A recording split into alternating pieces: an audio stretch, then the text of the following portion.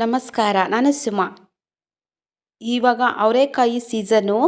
ಈಗ ಅವರೆಕಾಯಿ, ತೊಗರಿಕಾಯಿ, ಅಲಸಂದಿ ಯಾರ ಮನೇಲಿ ನೋಡಿದ್ರು ಇದೇ ಸಾಂಬಾರಾಗಿರುತ್ತೆ. ಆಲ್ಮೋಸ್ಟು ಒಂದು ಸತಿ ಟ್ರೈ ಮಾಡಿ ನೋಡಿ. ಇದಕ್ಕೆ ಬೇಳೆ ಸಾರು ಮಾಡ್ತಾಯಿದ್ದೀನಿ ನಾನು. ತುಂಬ ಚೆನ್ನಾಗಿರುತ್ತೆ, ಟೇಸ್ಟಿಯಾಗೂ ಸಹ ಇರುತ್ತೆ. ಪಕ್ಕ ನಮ್ಮ ಹಳೆಯ ಶೈಲಿಯಲ್ಲಿ ಮಾಡ್ತಾ ಇರೋದು. ಮೊದಲಿಗೆ ಯಾರೆಲ್ಲ ನಾನು ವಿಡಿಯೋ ನೋಡ್ತಾ ಇದ್ದೀರಾ ದಯವಿಟ್ಟು ಒಂದು ಸಬ್ಸ್ಕ್ರೈಬ್ ಮಾಡಿ, ಹಾಗೆ ಒಂದು ಲೈಕ್ ಮಾಡಿ. ನೋಡಿ, ಮೊದಲಿಗೆ ನಾನು 1 kg ಆಗುವಷ್ಟು ಅವರೆಕಾಯಿಯನ್ನು ತೊಗೊಂಡಿದ್ದೀನಿ. 1 kg ಅವರೆಕಾಯಿಯನ್ನು ಸುಳಿದ್ಬಿಟ್ಟು ನೀರಿಗೆ ಹಾಕ್ಕೊಂಡು ಇಸ್ಬಿಟ್ಟು ತೊಗೊಂಡಿದ್ದೀನಿ. ನೋಡಿ, ಈಗ ನಾವು ಬಿಸಿ ಮುಟ್ಟುವಷ್ಟು ಇದ್ರೆ ಸಾಕಾಗುತ್ತೆ. ಬಿಸಿನೀರಿಗೆ ಹಾಕ್ಕೊತಾ ಇದ್ದೀನಿ.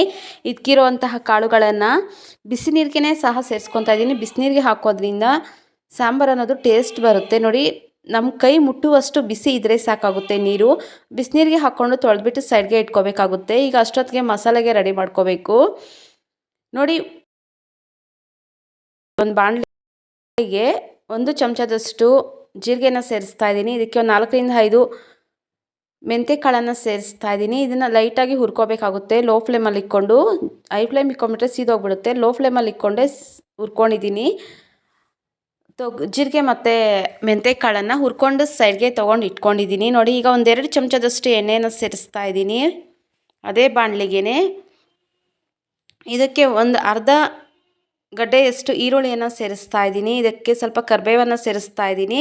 ಹಾಗೆ 1 ಚಮಚದಷ್ಟು ಮಾತ್ರ ಇದಕ್ಕೆ ಬೇಳೆನ ಸೇರಿಸ್ತಾ ಇದ್ದೀನಿ ನಾನಿಲ್ಲಿ.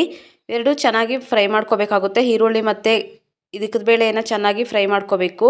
ಫ್ರೈ ಆದಮೇಲೆ ಒಂದು 4 ರಿಂದ 5 ನಮ್ಮ ಖಾರಕ್ಕೆ ಅನುಗುಣವಾಗಿ ಹಸಿಮೆಣಸಿನಕಾಯಿ ಇದ್ರೂ ಪರವಾಗಿಲ್ಲ. ಇಲ್ಲಿ ನಾನು ಒಣಗಿದ ಮೆಣಸಿನಕಾಯಿಯನ್ನು ಬಳಸ್ತಾ ಇದ್ದೀನಿ. ಬೇಕು ಅಂದರೆ ಹಸಿಮೆಣಸಿನಕಾಯಿನೂ ಸಹ ಬಳಸ್ಕೋಬೋದು. ನೋಡಿ, ಅದನ್ನು ತಣ್ಣಕ್ಕೆ ಹಾಕಕ್ಕೆ ಇಡ್ತಾ ಇದ್ದೀನಿ ಫ್ರೈ ಆದಮೇಲೆ.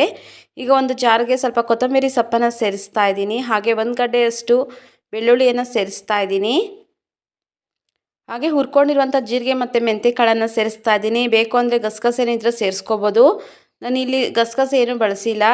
ಹಾಗೆ 1/4 ಕಾಯಿಯಷ್ಟು ಕೊಬ್ಬರಿಯನ್ನು ಸೇರಿಸ್ತಾ ಇದ್ದೀನಿ. ಜಾಸ್ತಿ ಸೇರಿಸ್ತಾ ಇಲ್ಲ, 1/4 ಕಾಯಿಯಷ್ಟು ಆಗುವಷ್ಟು ಮಾತ್ರ ಕೊಬ್ಬರಿಯನ್ನು ಸೇರಿಸ್ತಾ ಇದ್ದೀನಿ. ಹಾಗೆ 1-2 ಚಮಚದಷ್ಟು ಧನಿಯಾ ಪುಡಿಯನ್ನು ಸೇರಿಸ್ತಾ ಇದ್ದೀನಿ. ಹುರ್ಕೊಂಡಂತಹ ಈರುಳ್ಳಿ ಮತ್ತು ಮೆಣಸಿನ್ಕಾಯಿನ ಅದಕ್ಕೆ ಸೇರಿಸ್ತಾ ಇದ್ದೀನಿ. ಈಗ ಸ್ವಲ್ಪ ನೀರನ್ನು ಸೇರಿಸ್ಕೊಂಡು ಮಿಕ್ಸಿಗೆ ಹಾಕ್ಕೊಬರ್ಬೇಕು. ನೋಡಿ, ನೊಣಕ್ಕೆ ರುಬ್ಕೊಂಬಂದಿದ್ದೀನಿ. ಸ್ವಲ್ಪ ನೊಣಕೆನೇ ರುಬ್ಕೊಬಂದಿದ್ದೀನಿ ಕೊಬ್ಬರಿ ಎಲ್ಲನೂ. ರುಬ್ಕೊಂಬಂದು ಸೈಡ್ಗೆ ಇಟ್ಕೊಂಡಿದ್ದೀನಿ. ಇವಾಗ 1-2 ಚಮಚದಷ್ಟು ಎಣ್ಣೆಯನ್ನು ಸೇರಿಸ್ತಾ ಇದ್ದೀನಿ ಒಂದು ಪಾತ್ರೆಗೆ.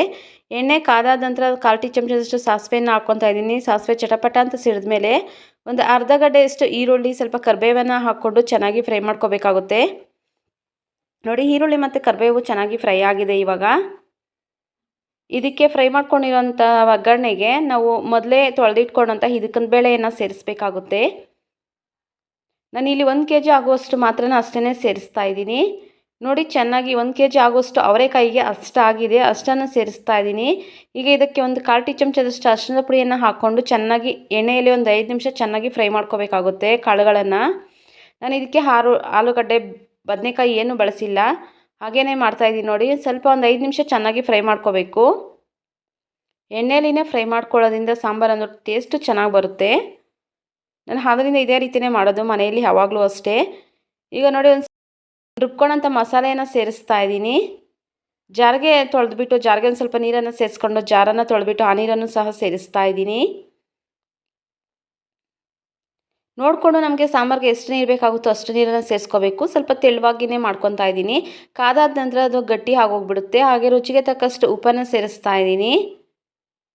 ನಾನು ಮುದ್ದೆಗೆ, ಅನ್ನಕ್ಕೇ ಜಾಸ್ತಿ ಮಾಡೋದು. ಇಡ್ಲಿಗೆ, ಚಪಾತಿಗೆ ಮತ್ತು ದೋಸೆಗೆ ಎಲ್ಲನೂ ಸರಿ ಹೊಂದುತ್ತೆ. ತುಂಬ ಟೇಸ್ಟಿಯಾಗೂ ಸಹ ಇರುತ್ತೆ. ಒಂದು ಸತಿ ಟ್ರೈ ಮಾಡಿ ನೋಡಿ. ನೋಡಿ, ಆ ರೀತಿ ಮಾಡ್ಕೊಂಡಿದ್ದೀನಿ. ಚೆನ್ನಾಗಿ ಕುದಿಸ್ಕೊಂಡ್ರೆ ಇನ್ನೂ ಸ್ವಲ್ಪ ಮಂದ ಬರುತ್ತೆ. ಅದರಿಂದ ಚೆನ್ನಾಗಿ ಕುದಿಸ್ಕೋಬೇಕಾಗುತ್ತೆ ಸಾಂಬಾರು. ಕುಕ್ಕರ್ಗೆ ಬೇಕಾದರೆ ಹಾಕ್ಕೊಂಡು 1 ವಿಸಿಲ್ ಅಷ್ಟೇ ಹಾಕ್ಸ್ಕೋಬೇಕಾಗುತ್ತೆ. ಕುಕ್ಕರ್ಗೆ ಹಾಕ್ಕೊಂಡ್ರೆ ಪಾತ್ರೆಯಲ್ಲಿ ಬೇಕಾದರೆ ಒಂದು 5 ನಿಮಿಷ ಬೇಗ ಬೆಂದೋಗ್ಬಿಡುತ್ತೆ ಕಾಳುಗಳನ್ನು. ನೋಡಿ, ಕಾಳುಗಳು ಬೇಗ ಬೆಂದೋಗಿದೆ. ಇದಕ್ಕೆ ಒಂದು ಕಾಳುಗಳೆಲ್ಲ ಬೆಂದಮೇಲೆ ಲಾಸ್ಟಲ್ಲಿ 1 ಚಮಚದಷ್ಟು ತುಪ್ಪವನ್ನು ಹಾಕ್ಕೊಂಡ್ರೆ ಆಯಿತು. ನೋಡಿ, ರೆಡಿ ಆಗಿದೆ ಇದಕ್ಕೊಂದು ಬೇಳೆ ಸಾರು. ತುಂಬ ಚೆನ್ನಾಗಿರುತ್ತೆ. ಈ ಸೀಸನಲ್ಲಿ ಯಾರ ಮನೇಲಿ ನೋಡಿದ್ರು ಅವರೆಕಾಯಿ ಮತ್ತು ಅಲಸಂದಿ, ತೊಗರಿಕಾಯಿನೇ ಜಾಸ್ತಿ ಮಾಡೋದು. ಆಲ್ಮೋಸ್ಟ್ 3/4% ಎಲ್ಲರ ಮನೆಯಲ್ಲೂ ಇದೇ ಸಾರೇ ಆಗಿರುತ್ತೆ ಈ ಸೀಸನ್ನಲ್ಲಿ. ನೋಡಿ, ರೆಡಿ ಆಗಿದೆ ಇದಕ್ಕೊಂದು ಬೇಳೆ ಸಾರು. ತುಪ್ಪ ಹಾಕ್ಕೊಂಡು ತಿಂತಾಯಿದ್ರೆ ತುಂಬ ಚೆನ್ನಾಗಿರುತ್ತೆ, ಟೇಸ್ಟಿಯಾಗೂ ಸಹ ಇರುತ್ತೆ. Thank you for the watching.